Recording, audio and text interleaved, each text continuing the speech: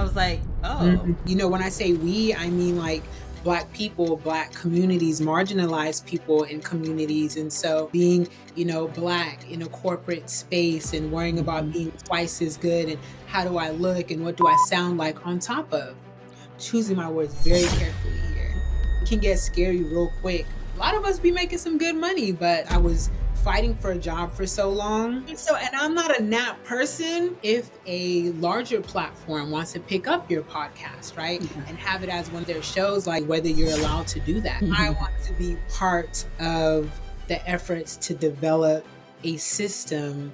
Business is relationships. I've looked at all your content. I learned how to listen to my body as a mother, which is crucial to not be burnt out. And as a business owner too. The beauty of the homeschooling was that we would have flexibility. I'm mentally tapped. I don't have to do everything between 9 to 5. You should be having people sign appearance agreements. And I was like, my mental health started to suffer. It was already suffering at the other law firm. I don't want to end it yet until I ask you about your favorite mommy hack. Welcome back to the Mommy Mogul Mastery podcast. We are here today with Miss Liku Amadi. I am so excited to have you on the show. One, because you're brilliant, and I've looked at all your content on LinkedIn, and I'm so excited to have you here. So before I, get on my soapbox about how amazing you are, I would love you to tell the people a little bit about who you are and who you serve. Thank you so much. Yes, my name is Liku Amadi, founder and attorney of Anasa law firm, where I work with coaches, consultants, and expert service providers to help them establish a solid legal foundation for business.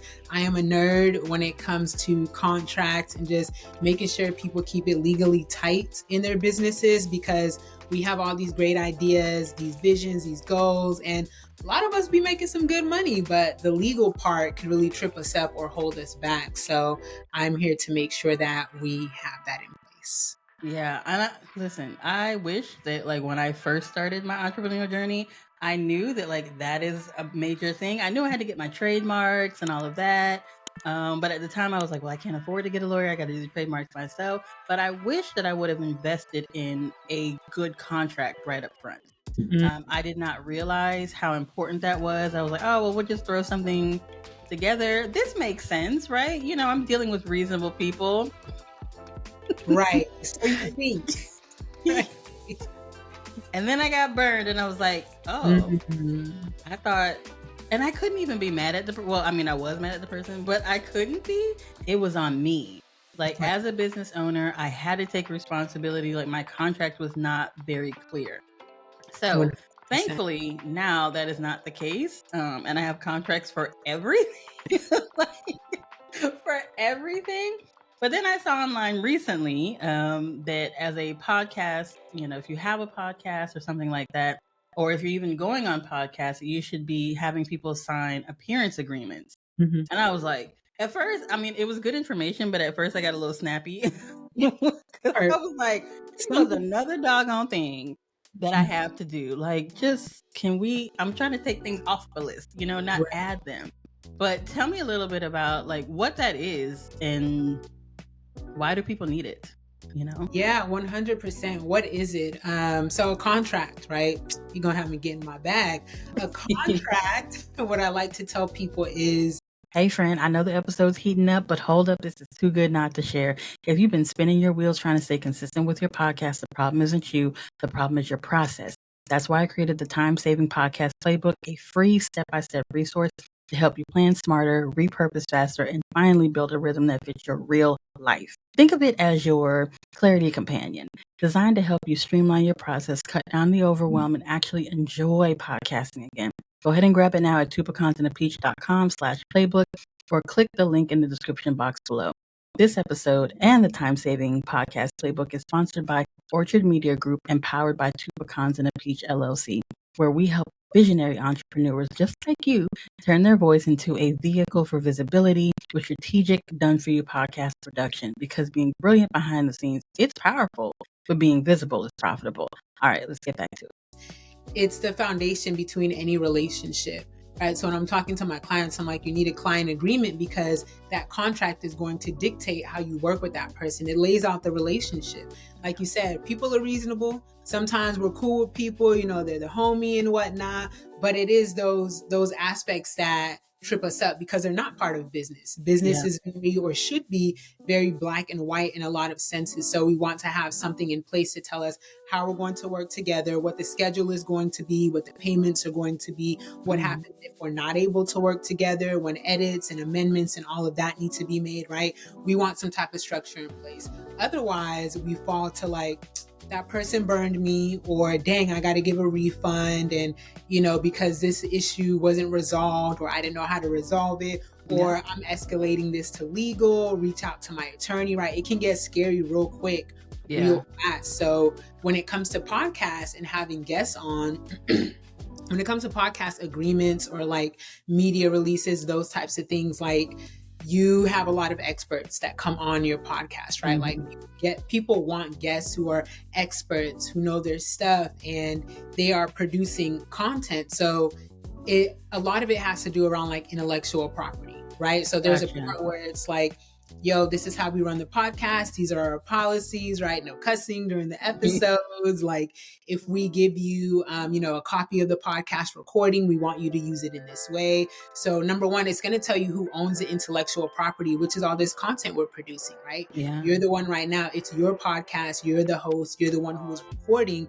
You're creating intellectual property. So that part right there is already a default. That goes to you. But if we were to share the content, right? If you wanted to somehow license the content to some other platform because of a collaboration you have going on, or you want to host it on someone's website.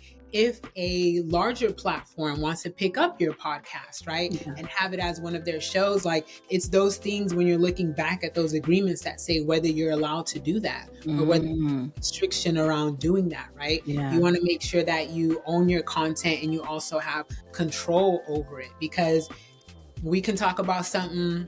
I'm not even going to use us as an example. Let's say there's a political podcast and, you know, times are sensitive, right? Because certain people, I just say that, you know, to cover it. But that content may be very timely now, right? But later on, maybe like that's an episode that you want to take down. But if in your contract you have terms with someone to keep it up for a certain amount of time, and then maybe later you develop like a policy around ethics and it just doesn't align, right? Like there's all these things that can go wrong that you don't anticipate now, but just can come up later. So in a nutshell, your contract keeps those things in line. Like it's your way to lay the foundation and say, when it comes to my podcast and bringing guests on here and the content that we produce, this is how things are going to work. This is what I'm going to own. This is what they're going to be allowed to do with it, if anything, right? Like it lays out that structure for the relationship. Oh, I love that. See, I told y'all she was brilliant. I told y'all. Yeah. You. That's so good. Okay, so listen, you're very brilliant. And you are also a mom, right? This is a Mommy Mogul Mastery podcast. So most of my guests are biological moms, although you can mother in different ways. But you have started your business and you've started your motherhood journey all kind of simultaneously. So like walk me through how that journey has been for you. How much you got? Enough. How has that journey been? So I mentioned before we started recording, I just kind of been popping out kids and building a business. And what that's looked like is I was in corporate for a few years, my first 2, maybe 3 years of practice. And I finally landed my dream job, what I thought was my dream job. And right after that, the pandemic hit. Like, a week later, we got the order, everybody worked from home, don't go in the office. And about like 3 to 6 months in, I was just, I was fighting for a job for so long, and I finally landed it. And then just like that, it could be gone with all these layoffs. In every industry, right? So I didn't want that. And my mental health started to suffer. It was already suffering at the other law firms, being, Black in a corporate space and worrying about being twice as good and how do I look and what do I sound like on top of Yeah. doing excellent work, right? And I just wanted to focus on my work. So my mental health was impacted. The pandemic was brewing. The pandemic on top of mental health was just different. And I decided, like, I don't want my life to look like this, Yeah. especially as I build a family. Like, I want to be available to my children, and I don't want to be stressed out. I want to set a good example. And so I decided to leave. And several months later, I found out I was pregnant. Now, old me would have been like, I'm gonna sit my butt right back down so we can get this check, Yeah. right? Because I don't need Let no me go on problem. back and get the job. Let me go back and sit down and close my door, like, to the office, like. But I didn't react like that. I was like, this is even more confirmation for me to go out on my own, so I can build a foundation, so I can build a business so I can build a lifestyle Yeah. that, aligned with what I wanted versus everything being based on the business, Yeah. right? So first trimester, I was pregnant. I left. I was like, let me make a website. Just started doing all of those little things. That first year was slow because then soon after, I popped the baby out. Had a very short maternity leave because I was kind of just excited, wanted Yeah. to go. But I was very tired. I've been very tired just to Yeah. be honest, like breastfeeding, physically using my body to nourish, my child. And I did that for a little bit over a year. Like, that's a lot. Taking your kids to their doctor's appointments and, here and there, and just having another person's schedule to consider and to create, really, right? Because those are my kids. Like, they can't do nothing for themselves but ask for a snack, right? I have to do everything else. Like, and so it's not just me curating my personal schedule, but now my Yeah. business schedule and my child's schedule, and considering like the family dynamic, my husband, myself, my child, and then also having my relationship with my husband, our marriage, right? Yes. So just all of these extra layers have been something to consider at the same time. And so my journey has consisted of, instead of me being overwhelmed by everything, trying to figure out how I can put myself in a position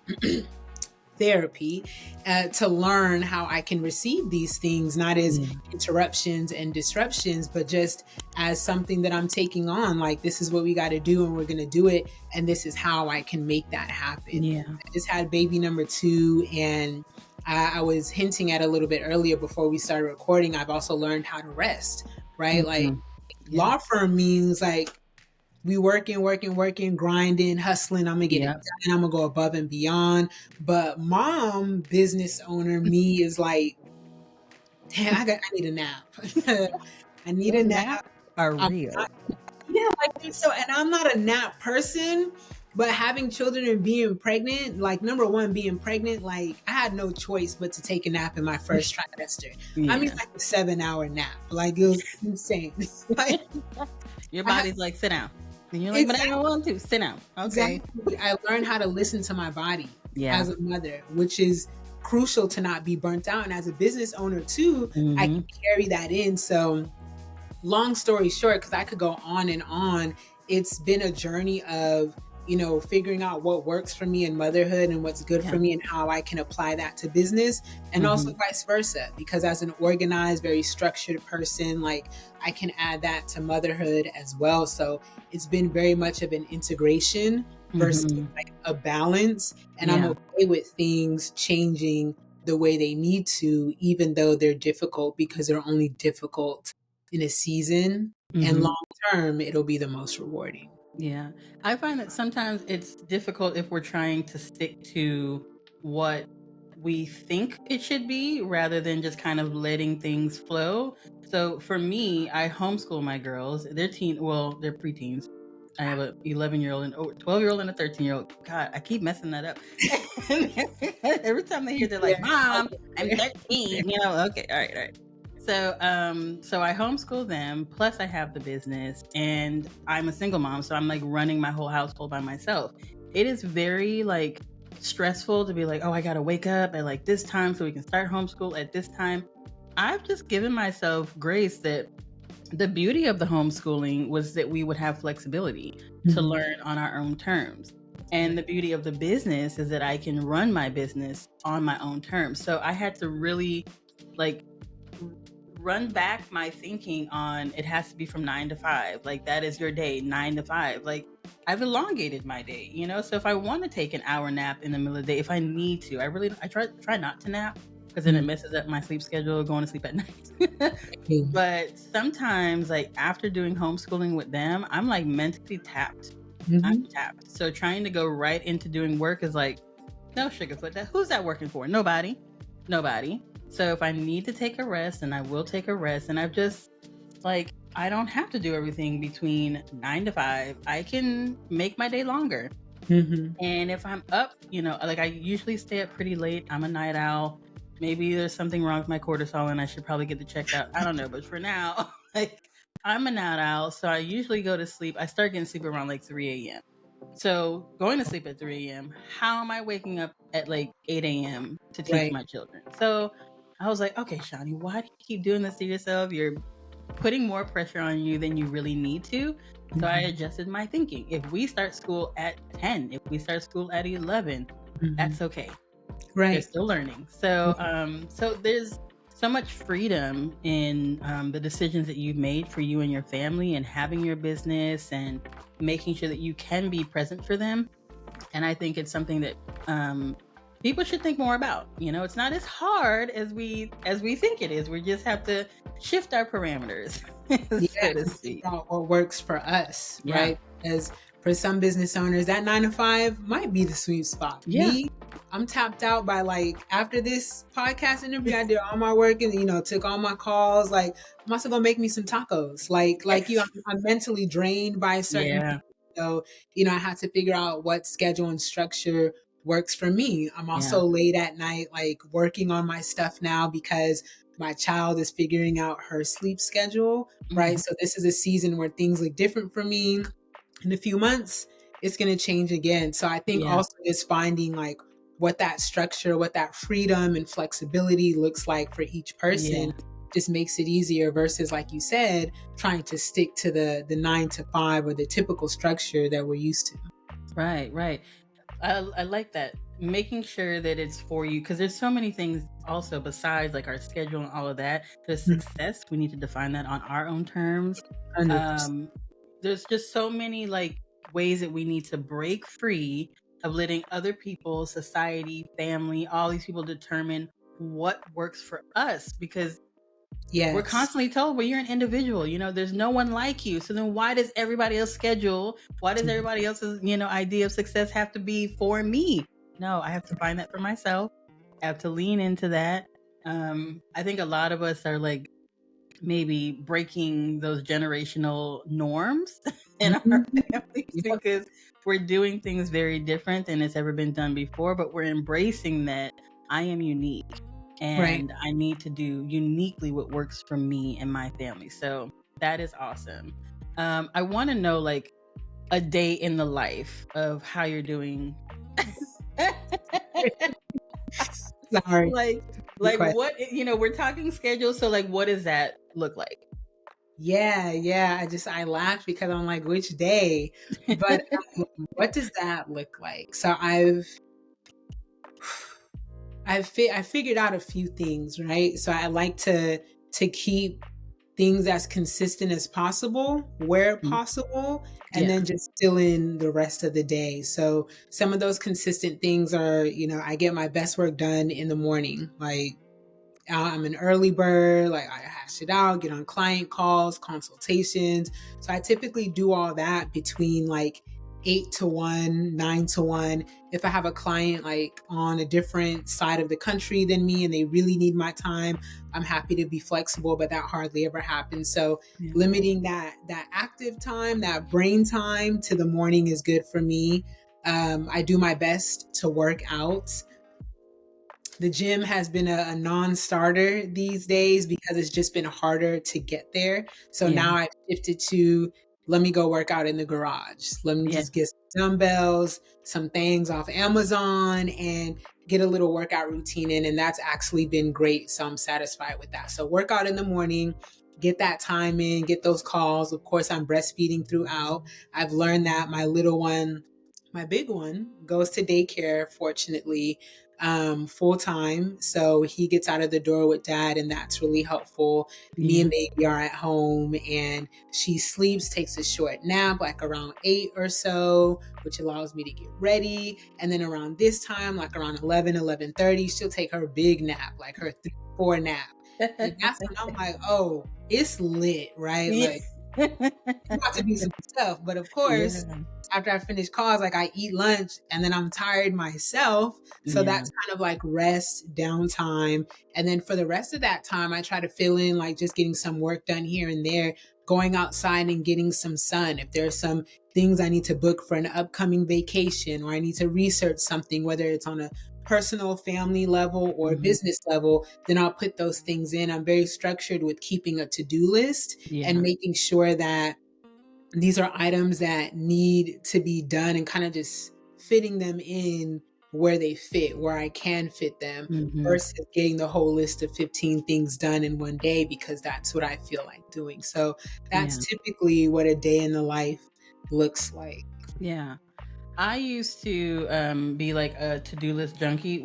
I'm still a to-do list junkie. Everything is on a to-do list. Like we're actually going out of town today, so I have like a whole you get your work stuff done, pack this, clean this, do that. Like I have a list before we leave here today. Amen. And but what I found that I was getting so stressed out because I wanted to like everything on the list has to be done today. And when it wasn't, I felt like I didn't do anything. I'm working on that not being an all or nothing kind of person. Right. I'm working on it. Um, so my friend actually helped me to get my calendar together. She was like, she's like a world class executive assistant. And like, she is awesome at what she does. And she says, I'm going to help you get your calendar together. And it has been such a game changer for me. I was like, I don't want to be on a strict schedule. I don't want to time block. That's not me. But listen, turns out it is me, right? Turns out it is. And like you say, whatever, you can fit in, then you fit it in. Whatever you can't, it's okay. Right. You breathe it out and it'll go on another day. But I feel like now I can accomplish what tasks are on my calendar. So Right. even if it wasn't checked off on the to-do list, it was still like, oh, but I did all the things I was supposed to do today. So, I mean, there you go. There's little ways that you can, because we do have to celebrate ourselves, right? We're doing all of this work. As moms, I won't say a thankless job because we do get those, mommy, I love you, and those hugs and like kiss my boo boo. And you feel like Superwoman when you kiss it. Well, I'm not kissing any boo boos these days. They're too big for that. But they have bigger boo boos. So when their feelings are hurt and all of that, Yeah. they come and they're like, mommy, this happened. And I love that they still come to me. And I just hope that keeps happening. No. You hear the horror stories. I have 2 girls. And you hear the stories of like, oh, when they become teenagers, they don't want to Right. deal with you anymore. But fortunately, we're not there yet. Or maybe we'll never be there. I hope not. Man, I just lost my train of thought. Hey, listen, that's the reality of motherhood. I'm having a conversation and I'm like, yeah, we're gonna come back to that because I'm not sure. But we were What's wrong with um children and their needs. Look at my mom brain, like it happens. All right. Well, you know what? Let's just start something new. it'll come back in like 7 minutes, no It problem. will. It will. I know that happens all the time. But that happened before I was even a mom, right? Like I would forget what I was saying right in the middle of my sentence. And I have learned it's just because my thoughts are going so fast that sometimes it's like, oh, well, that thought is gone now. Like it'll come back around. Don't worry. It'll come back around. Same. So, yes. Anyway, so we're talking motherhood and we're talking business and all of that. So we've walked through like what a typical day is for you. And we talked a little bit about why you even started the practice, but why law? Like, I'm just curious, why law to begin with? I've never thought of anything else. Like I don't know if I came out the womb like and they were playing Law and Order in the background or something, but like it's just that's always what I've wanted to do. And I think part of it is just when I was younger, I like to go back and forth. not with my elders, not with my parents, just like, Oh no, never, never, other never. never ever. I was smart, okay? But just like, the gift of gab, and I was like, man, that would be really cool to fine tune the way to argue. And I Yeah. really appreciated, at the time I already wanted to be a lawyer, but once I was just learning more, I appreciate how you see in the court cases on TV, like you can take a set of facts and one Mhm. person tell this story and Yeah. another person tell a whole different story. And I thought that was fascinating. Yeah. Um, and there's so many interesting parts of the law. It's such just like a vast area, such a necessary area, such an interesting area with regard to systemic oppression and history. And Yes. we'll table that for another podcast episode. But also, because we need it. And, when I say we, I mean like Black people, Black communities, marginalized people in communities. And so I also felt like if I could wield that type of knowledge, how many people can I help? Like, and in Right. what big ways could I have an impact on them and what they're trying to do and their livelihoods and their generations and all of that. And so that's how I feel about it now, is just like I have this expertise. Now let me go figure out ways where I can benefit others, because this is also a space where, like, if you don't have the knowledge, you get tripped up real bad. And we're Mhm. talking about just not just in a business context, lawsuits, bankruptcies, businesses getting shut down, Mhm. scandals, but on a personal level, when it comes to not knowing your rights and incarceration or inadequate representation, not, just being fully informed the way that you should be, it can have very dire consequences, not just for a person, but Yeah. their families and their loved ones and generations to follow. So I want to be a part of choosing my words very carefully here. I want to be part of the efforts to develop a system that helps to correct those things. Yeah. Yeah. And so primarily like now you work with coaches and consultants. Mhm. Now, what was that decision? What was that decision? Like why did you choose coaches and consultants? Because with what you do, you could help anybody. So Right. why coaches and consultants? Yeah, I started off in the criminal law space, like when I was interning in law school, and my first internship after taking the bar exam. And I was kind of just like, this is too much. Like, the way the attorneys I was working with had like second phones and clients calling them from jail Mm, at 1 a.m. I was just like, the way I desire my work life balance to be set up, this doesn't align with me, number one. And then number yeah. two, I have a lot of emotions and frustrations and just things that I feel about the criminal justice system, and I didn't want to put those aside Yeah. just to do a job. And I applaud the people who are able to do that. Me, I don't want to have to do that. And so I actually found a way to. I used to write like research, law review articles, research based, make arguments, and I have two publications based on that. So I figured like that could be my avenue Yeah. where I can, help inform that area. But the way I got to coaches and consultants was I started my practice and I was basically like, hey, y'all, everybody, I'm open for business. Like, who want me, Yeah. And I I worked with some coaches, some online coaches, some online consultants, and I really liked it. I liked that, you can be a coach or a consultant or a strategist or advisor in so many different areas and do it in so many different ways. I Yeah. also appreciated that, unlike the legal profession, which is highly regulated, like the coaching profession, consulting, like those aren't regulated Mhm. areas. And so there was even more of a need for legal, right? To make sure you have your things together, because you don't have standards and procedures to tell you how you're supposed to have your things together. So Yeah. I wanted to, help correct that space in that sense, because I do see later down the line some regulation somehow, some way will come. Um, Mhm.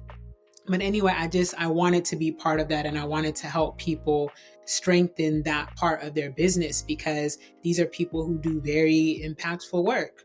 I've had Yeah. a life coach, I've had a business coach, money mindset coach. Like, I'm like, Oh, listen, yes. y'all out here saving lives. So let's make sure your business is set up to save lives Yeah. from a legal standpoint. And I really just enjoy the creativity in that space.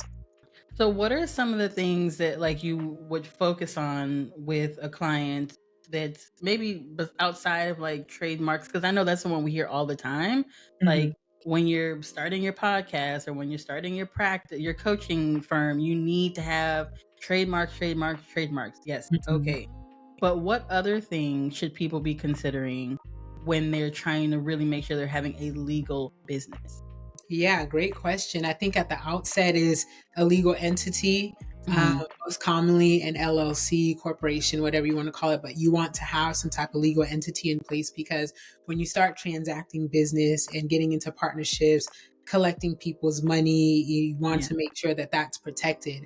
A legal entity separates your personal assets from your business assets. And whether you have like a 9 to 5 and you're getting paid from that, whether you have like stock options, your car, your house, like your personal assets will not be in jeopardy if something goes wrong in the business. And that's what that that's what that legal entity does, is kind of draw like a line Hmm. between those two areas of assets. So only your business assets will be on the line. So I say that first and foremost. I don't care if you're just, a lot of people say a lot of people say like, oh, I haven't made enough money in my business yet to justify getting an LLC. And it's just one of those things where it's like you could have $100 transaction and Hmm. let's say you're selling soaps or Yeah. something like that, and somebody has a severely negative reaction. Like, they're coming after you for more than $100, right? Yes, they Like, are. Yes, they people, are. suffer like death, hate the word, but like, you know what I'm saying? Yeah. Like, there could be real consequences. So it's better to just have it up front and be proactive with it. And then if you don't need it, even better, because that means like issues aren't coming your way. So definitely a legal entity.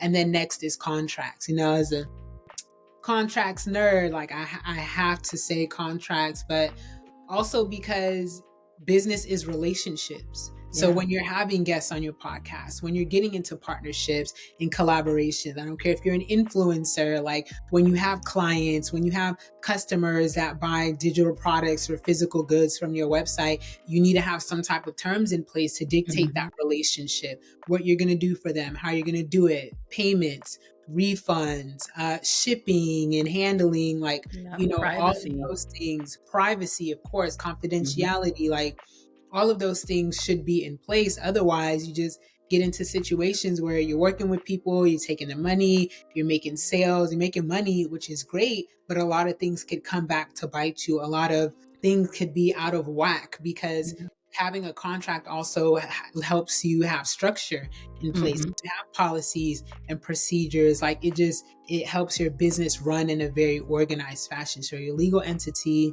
definitely contracts, and then just like, since a lot of business is transacted online, I should say, just your privacy policies, website terms and conditions, like those types of things as well. But overall, just a conversation with an attorney. Like, it could Yeah. really take you a long way, because a lot of times people don't know what they don't know. They don't know Yeah. if they need a trademark right now. They don't know if, there a certain type of business requires something else, right? Like, business insurance isn't really legal, but it's also something I suggest people should get. So those are like some of the basics. Really, a legal entity, your contracts for whatever business relationships you have, because those are different types of relationships: clients, customers, partnerships, employees, team members, all of that. Mhm. Um, Hello, what was the last one that I said? A conversation with an attorney. Sorry, that's how my My brain brain. works. I was like, wait a minute, who erased it off the board? But a conversation with an attorney to figure out what Yeah. else you need, because every business is different, and so Yeah. everyone's needs are going to look different too. Yeah. One of the things, like, I loved everything that you said, but one thing that like really jumped out to me was that having that contract also allows you to really determine how you're going to conduct business, Hmm. because it takes a lot of thought. Like, you really have to think it out before you even establish this contract. Like, what am I going to do if Right. a person goes over a certain amount of recording hours, right? For my Mhm. business, for example. what am I going to charge for those additional hours? Like, is there a fee for those additional hours? What is it? It needs to be specified, because if it's not, then they're like, oh, well, you didn't tell me. Right. So I'm going to Right. just record what I want. So these are all the things that you have to think about. It really does hold you accountable, because as business owners, sometimes we want to give. Like, we started this because we want to make an impact. We want to help people. And so we have conversations and we want to, like, blah, blah, blah, blah, blah, give all the game. Right. But if we have our contracts in place, and it holds us accountable to, no, honey, don't be giving all that stuff away because someone else paid for that. Mm-hmm. And so you shouldn't just be giving it away for free over here. Like, it kind of keeps you on track too. So I love, that's one of the main things that I learned about my contract. Like, oh, yeah, because it's for you too. Mm-hmm. Like, a lot of people think it's just for the client. They need to act right. They need to do this on time. No, Wait you for need to act the right. to you, but it's like, it's for you too. So the next time someone's like, man, I just need 7 more days to make the payment. You looking at your contract like, actually, it's not going to be possible here, or this policy says this, or like, and you don't have to on your own be like, oh, I feel bad about this, or oh, this is so annoying, and start responding from that emotional space. Like, you have that contract to tell you this is how you conduct business, and the contract is the boss, right? The contract is the boss. So just like kids. Like, when I was in government, I would send those emails per manager so and so. This is what we have to do. And so whenever something comes up, I'm like, per our policies and procedures, this is what it is. So yeah, it's the lifesaver. The contract is the boss now. Like, the contract said it wasn't the contract. Heavy on the policy and procedure. Yes. Yeah, it's really got to be a thoughtful process. So for like coaches and consultants, because you've actually talked about this recently online, like, there is a subtle difference. So what is that difference? Yeah, let's talk about it.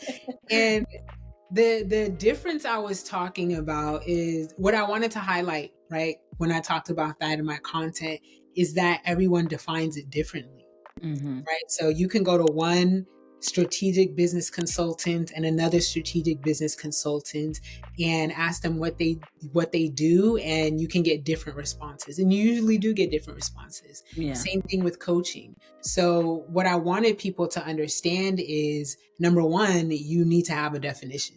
Like, you need to be able to clearly articulate what it means for you to be a coach, what you do for people, and the outcome that they're going to get from working with you and investing in your services. Same thing with being a consultant. I think coaching is a little more important in this aspect because it can be so intangible. Like, when you consult, you have like data, documents to review. Maybe you got a revenue goal or something like that, right? It's a little more black and white. Whereas a coaching space, things are a lot more gray. So I think one of the examples I gave on my live not too long ago was if you're coaching someone to improve their mindset, right? Like, that's the result, improve their mindset. Like, what does that mean? Because if you like, we got the 3-step framework so you can improve your mindset, and we go through the framework and you're like, job well done. And I'm the client and I'm like, well, I don't feel any different. Like, I still think the same things. Like, my mind is still not set, like how do you measure that? Like, how can you be clear about what you do? So a better way to define what you do in that instance is not say, we'll help you improve your mindset, or we're going to improve your mindset after 90 days. Instead, say something like, we're going to provide you tools for your situation that you can use to improve your mindset over time, right? As from a responsibility standpoint, like, at the end of that, I may not feel like, my mindset is improved, but I'll be able to look and say, okay, I have this toolbox of things that I can use. Let me start implementing them now so my mindset can improve over time. Like, those two things are totally different. So I want people to understand that they need to have definitions for these things for themselves, so that if something were to come back to them, they can point and say, yes, I did do my job. or, Right. no, I didn't do my job. But you want to be able to say, yes, I did my job. And, this is exactly what that person was supposed to get. This is how we deliver Mhm. it. And that actually impacts a lot, right? Because it impacts even the copy that they're putting on their landing pages, that they're Yes. using in their content. So If you it's got not clearly defined, like exactly what it is, then you're putting things out there like, oh, well, we'll help you get this, almost guaranteeing a yes. result that, as you say, sometimes is intangible. Right. Um, Yeah, so we how need do to like, them. right. So it's managing expectations of what Yes. the results are through your content by clearly understanding what it is that you do. Damn, girl, that's good. Are you You sure? Because the know what? up right I now, just might have to do it. you might have to. You might. I actually, I don't know if you should. I don't know, but I wouldn't do it twice. But I mean, you're talking like you're going. You're talking because you're right. Like it's about managing Yeah. expectations.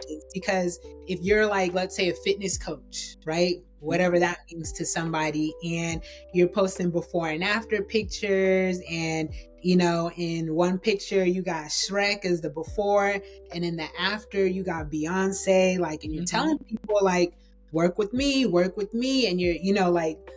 communicating to them like this is what's going to happen, but your language is not saying like, hey, we're not guaranteeing this, or this depends on your body type and the food that you eat, and da da da da da. We're only going to Mm-hmm. give you this structure, but with that structure, you also have to do X, Y, and Z on your own, right? Like that's totally different than come here, let me get you summer ready, right? Like Right. we want to You're like, be okay, right, because if I see those pictures and I'm like, listen, I want the Beyonce now, like stat, right? And if you don't give that to me, I'm suing. Like my feelings are hurt. Yeah. I didn't Yes. get the bang for my buck. Like I felt like my investment Yeah. was wasted. I felt like you're doing Yeah. a little bit of fraud. Like I'm suing. Right? Now, So do you yes. think that it needs to be like in an outright disclaimer, or should it be in an outright disclaimer and also woven into like the actual language that they're using, like on those landing pages and through their content? Great question. Yeah. Everywhere. I say be as clear as possible in as many spaces as possible, because Yeah. and I think like this because I'm the attorney, right? If we were to ever get into a legal dispute and we Mhm. were to look at, did this person make it clear that the results weren't going to be from Shrek to Beyonce, right? Like, Yeah. and where did they do that? Like, you want to be able to point when I made the social media post in November, and then I made another one in January, and it's there on my, what is that? My Instagram stories, right? It says Mhm. read first, disclaimer. It's a disclaimer page on my website. There's a disclaimer on the landing page. There's a Yep. disclaimer on the checkout and in the terms and conditions, right? Mhm. Versus, I mean, yeah, I said it on the post, but they should have known from that, right? Like you just can point to so many places. Yeah. And that's part of like just doing the CYA work, is covering yourself, right? Like Yeah. what's the best way to cover yourself if someone was to sue you, and now you have like not just the $3,000 they paid that's on the line, but for Mhm. other things maybe now it's $50,000, right? Yeah. And you got like legal fees, and you got the stress of even showing up and having to deal with that, and how it's time consuming, right? It's Mhm. not just the lawsuit, it's everything that comes with it. Like you can easily help avoid that, or just like minimize the impact of that by Yeah. having those disclaimers wherever you can put them. Yeah. And since we're on that, because we started talking about motherhood and not legal stuff, I should put my disclaimer that this is not legal advice. It's Yes. legal information for educational purposes only. If you need legal advice, please seek an attorney and talk to them one-on-one. There you Yeah. Awesome. I'm so glad. go. Make sure, yes, make sure you give your own disclaimer. I love Yeah. it. Um it's very I'm loving this conversation, by the way. I just feel like there's so many places that we don't even realize that we're vulnerable in the coaching and consulting space as service-based providers. We get into it, we want to do good, we want to help people, and we're like, yes, I have a business, I got my LLC, I'm legal, right? And then you realize, oh, there's so many other little things. So do you think, in your professional opinion, right, because it's not legal advice, but in your opinion, that one of the first hires that a business owner should do is to get an attorney? Yes. But yes. Yes, and Yes, and is it a but or is it an and? Okay, I'm gonna say yes, period. Also, it depends. It depends because I say yes because you should have a conversation with an attorney. Whatever business you start, whatever plans you have, just one conversation. You don't have to put them on retainer. You don't need to pay them monthly. You don't need to drop $5,000. Like some people will hop on the phone with you for free. You say, yeah, got this 30-minute consultation, tap in, tell me what you're going through. Some people have like a 1 hour, 2 hour session that's paid for a few $100s. And I think that people should have those initial conversations with attorneys and just say, this is my business plan. This is what I plan to do. What do I need in place? So they can at least have the knowledge and the information, right? So that's the yes part. And then the second part is just, it really depends on where you're at in terms of hiring, right? So if you just started your business and you need like 3 different contracts to do what you're doing, then yeah, you want to work with an attorney to make sure you have those things in place. If you have a lot of IP or NDAs, or you got an invention or something that's secret and you're talking to potential partners about it, like those are things that you want to have covered. So hiring an attorney could look different just for people. You may need an attorney for just like a month or 2. You may need an attorney for a year or 2. You may get to the level where you have one on retainer for whenever you need them, or you might have one that's full-time in-house. So it depends on what hiring looks like. But at the very just basic, have a conversation so you understand what you at least need to have in place or what that looks like. Yeah. I actually had a conversation with a potential client, and one of the things they mentioned was, well, we need you to be like super hush hush about this because like we are still going through the process, or they were like right on the cusp of getting their trademark for the title of their podcast. And I Right. thought, oh my God, do people have to wait? Like, is this a thing? So like now I'm curious, like, is this a thing where people are, what are the aspects? Let me ask that question. What are the aspects of a business that need to happen before you even announce that you have a business? It depends. So for a coach or a consultant,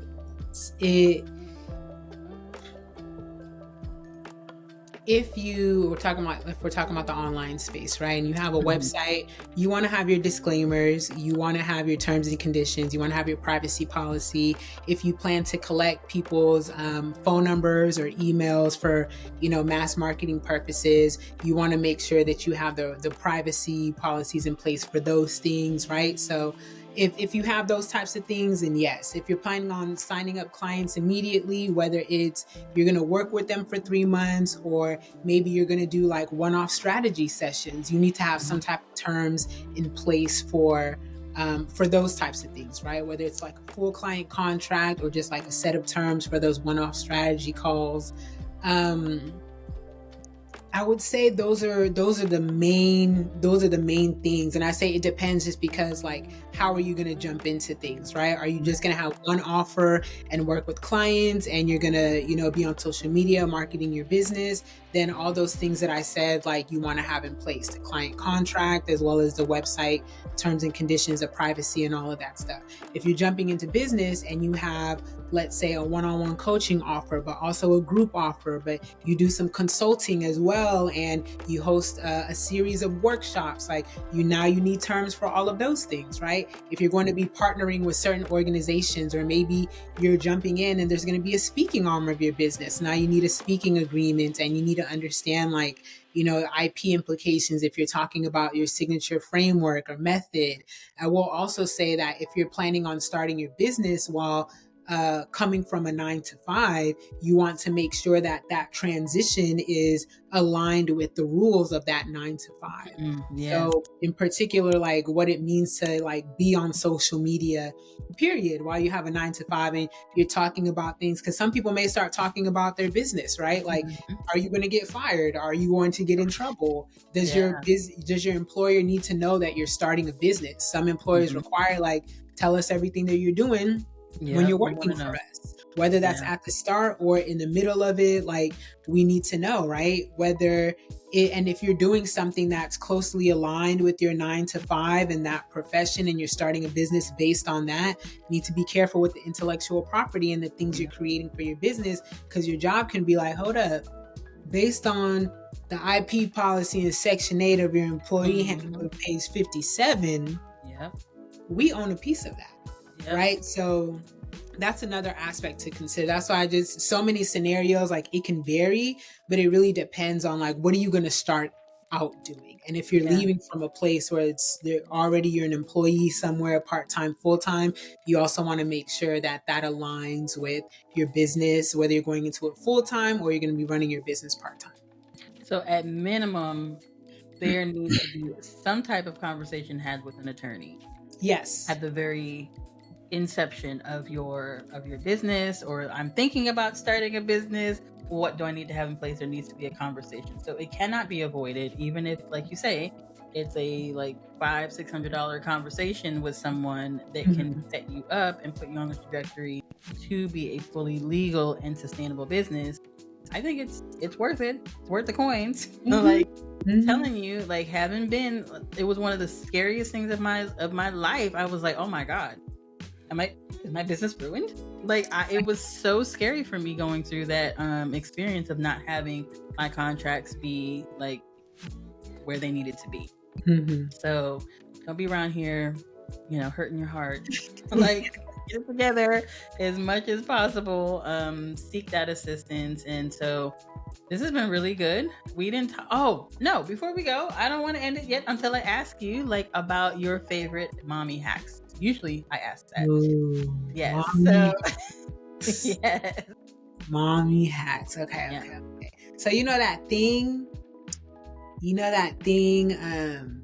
I don't know what's it called, but like, my family's Tanzanian, right? And so, like, we have what you call a kanga, which is like a large cloth, and strapping the baby to your back, you know what I'm saying? So you can sit there and like type all the things. And like, yes, that is a hack. That is a hack. If you are a busy mom, I take it with me to Target, it goes everywhere. So I know a lot of times, like, what stops us from doing our work and just getting things done is like, oh, the baby's there. The baby's there. Like, so that's a huge hack for me. So the baby can still be close, but I'm not like, just right. My hands are free to do all the things, and things done. I can move around. Next mommy hack is help. Help. Babysitter, family members, grandmas, like, just leaning into a village. And for those who don't have a village, because a lot of moms say that too, not everyone is blessed to have a village. Creating it, right? Creating that village, like, with other moms or loved ones, but having people to lean on is a huge hack. So you can get time to yourself, so you can be around people who get it, so you can have time with your spouse or your friends, or just, you're still a person first. You're not just a mom. Like, we're individuals, right? Like, we're still out here, and we need to live our lives in a way that is joyful to us, because motherhood is hard. So having a village is huge when it comes to that. Another favorite hack is just anything that helps you organize and structure your time. Calendly. I love me some Calendly. Yes, ma'am. Black owned. Put that out there. Part two. When I learned that they were Black owned, I was like, baby, y'all, I'm a client for life. I was like, oh, word, that one, because I was looking at other platforms, but I was like, that's huge for me. I want to have, technology in my business, and that just, scheduling is like that. I used to spend so much time going back and forth with emails. What works for you? What about you? What about you? Yeah. And not everyone is efficient in that too. So it's also just like, come on now. Like, so that's really helpful. And I also use that to kind of, like, if anyone wants to talk about business, particularly people who have my number and like want to text me, I always route them to my Calendly. Always route them to my Calendly. And sometimes people are like, dang, I just had a question. I'm like, yeah, go ahead and, book that time. Let me know what works for Yeah. Because you have to be able to separate, right? And just Yeah. having an organized fashion. You were talking about just organizing your calendar. A Yeah. lot of motherhood and business ownership is just like, how do you manage your time so that Yeah. the kids get what they need and the household gets what they need and you get what you need and your clients get what you need and all your passion projects and you're Yeah. healthy and thriving and so is everyone else. Like, it's about valuing your time, seeing how you can leverage your time, being able to Hmm. organize your time. So anything that helps with time management and organization is a Yeah. hack. And even like a little mini hack inside of Calendly. When I first started, I was like, oh well, I got to keep my schedule open every day for consultations, and I was like, wait, first of all, no, right? The heck was I Right, thinking? So, but I didn't. In my mind, I just felt like, oh, 9 to 5, Monday through Friday, right? Like I was still thinking that way. So then I realized, oh well, wait a second. I don't really want to do Mondays because I don't want to start my week with like, oh, I have a ton of meetings today, right. right? I want to like ease into it because homeschooling is a priority for me. So Mondays is like, no, unless it's going to be in the afternoon. Then I realized, oh, well, I want to record on certain days because I want to make sure that I am at my best to Right. have these conversations. So, do I want to do consultations like right after I do this? So, I figured, oh, I can set it the way I want to. And Calendly allows you to do that. Like, if you don't want to take it on the Monday, you don't have to do it. If you want to take a week off, Mm, you can like put it in there and people will see, oh, she's just not available this week. They don't got to know your business. Don't got to know right. why you're not available. You're just not available. Book me next week. So I love that there's all that flexibility in there. But like little mini hack, like you don't got to do consultations every day. You can do them Right. things on Tuesdays and Thursdays if you want to, or you know what I mean. Like you can set Exactly. it up how you want for what works And for you can you. change it too. Mm-hmm. Yeah. Yeah, Whatever you need. absolutely. Absolutely. And here's my little thing. If you are looking for some productivity hacks specifically around podcasting, I do have a link for that in the description box below.